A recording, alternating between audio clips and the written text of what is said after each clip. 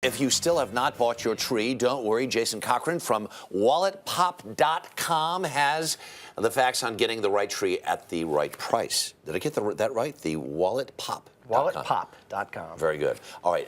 Christmas tree prices this year are? They're actually about what they were last year. Some good news, right? All right. So it's about $8 to $10 per foot Christmas tree. So about 6 feet.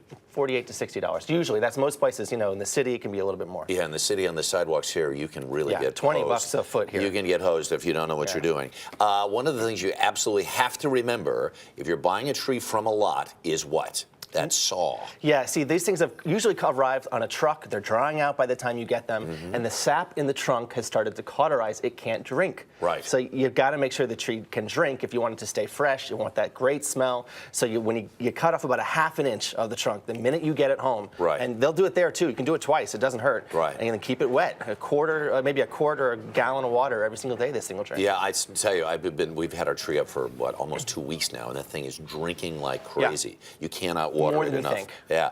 Now, if you're thinking, because you can still do this, there's plenty of time to do it, to go to a Christmas tree farm, how do you find the right There's a Christmas tree farm network, actually, and they have a website. How cool is that? Christmas-tree.com. You can search for one near you. I recommend going to one that's a little further out from the city. Again, they tend to be less expensive than the ones where people come out from the city. Yeah. You might find a really good deal far from the city. Near the city, it's really about the hot cocoa and having the fun with the kids, like that family we just saw had. You know, that is really a cool experience, though, because you wander around and you find the right one. In some Christmas tree farms, they give you the saw yourself that you can go out and really cut it down make yourself. Sure it's straight. Otherwise, you'll have to cut it again if you get it crooked.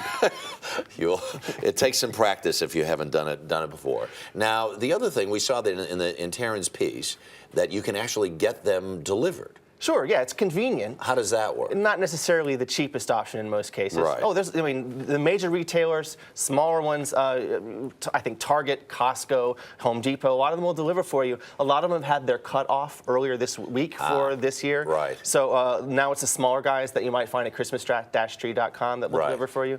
But, you know, you're going to pay probably 2 or 3 times more than you would if you just picked it up yourself. And speaking of which, trend every year is more and more people are buying artificial trees. What are you paying for artificial tree these days? I think they start, for something my height, I'm about 6, it's about $150. And again, Home Depot sells both real and artificial trees.